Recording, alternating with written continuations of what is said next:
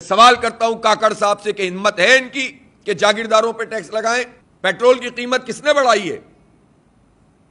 کاکڑ صاحب نے بڑھائی ہے نا، اور تیاری کیے بیٹھے ہیں 31 اگست کو بڑھانے کی۔ Zardari M Q M mafia نچوڑ، ہم قانون کو ہاتھ میں لینے کے حق میں نہیں ہیں۔ پاکستان یرغمال ہے ان لوگوں کے ہاتھ میں، پارٹیاں بدلتی رہتی ہیں، وہ طبقہ ایک ہی رہتا ہے، دعوے کچھ بھی کرے کوئی پارٹی، سب کے اسٹیک لگے ہوئے ہیں اور ہمیں لوٹتے ہیں، ہمیں کھاتے ہیں،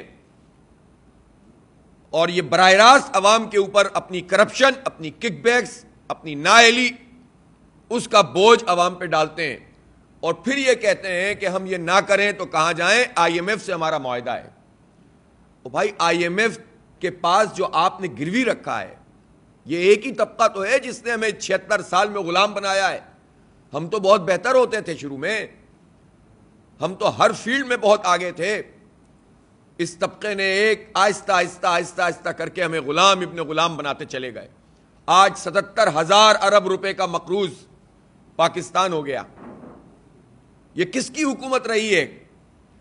یہ انہی لوگوں کی حکومت رہی ہے جو اس نگراں سیٹ اپ میں بھی ایک بڑی تعداد میں موجود ہوں گے، جو اس لیے پچھلے سیٹ اپ میں بھی موجود ہوتے ہیں، اس سے پچھلے سیٹ اپ میں، اس سے پچھلے سیٹ اپ میں۔ فوجی عامر کی حکومت ہو یا نام نہاد جمہوری لوگوں کی حکومت، یہ طبقہ وہیں کا وہیں کھڑا رہتا ہے۔ اور اس کی ایک جھلک دیکھنی ہو تو وہ یہ ہے کہ جب اسحاق ڈار صاحب سے پوچھا گیا کہ کیا آپ زراعت کے شعبے پر ٹیکس لگا رہے ہیں، تو انہوں نے کہا کہ نہیں، میں بہت واضح اعلان کرنا چاہتا ہوں کہ ہم کوئی ٹیکس نہیں لگا رہے۔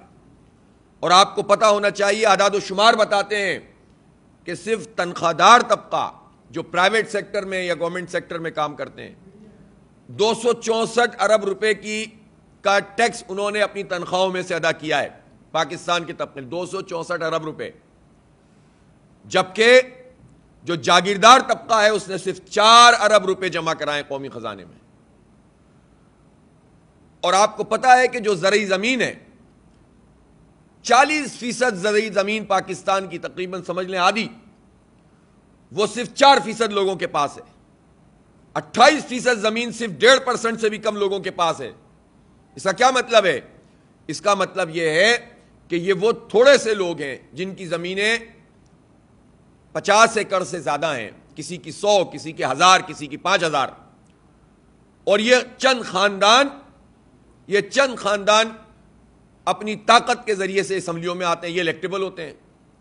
ان کے لیے یہ بھی پرابلم نہیں ہے، یہ کبھی نون میں ہوں گے، کبھی پی پی میں ہوں گے، کبھی پی ٹی آئی میں ہوں گے، کبھی استحکام پارٹی بن جائے گی، کبھی قاف بن جائے گی، کبھی پے بن جائے گی، کبھی چے بن جائے گی، اور یہ اصل میں تو قوم کو بناتے ہیں۔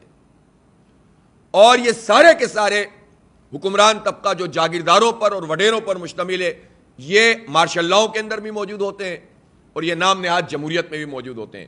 یہ اپنی زمین کے اوپر ٹیکس نہیں لگنے دیتے، یہ سیلریڈ لوگوں کو ماریں گے، غریب کو ماریں گے، مڈل کلاس کو ماریں گے۔ وہاں آئی ایم ایف کہاں چلا جاتا ہے جب زرعی زمین پر انکم ٹیکس کی بات آتی ہے؟ ہم چھوٹے کسان پر ٹیکس لگانے کی بات کر ہی نہیں رہے۔ 25 ایکڑ تک والے کو اگر فری بھی کر دیں آپ، اگرچہ کہ اس پہ بھی ہونا چاہیے، 2-4 ایکڑ والے کو فری کرنا چاہیے، لیکن جو بڑے بڑے جاگیردار ہیں اگر انہی سے ٹیکس وصول کریں تو ہمارا بہت بڑا ریونیو جنریٹ ہو سکتا ہے۔ وہاں نہیں جائیں گے۔ میں سوال کرتا ہوں کاکڑ صاحب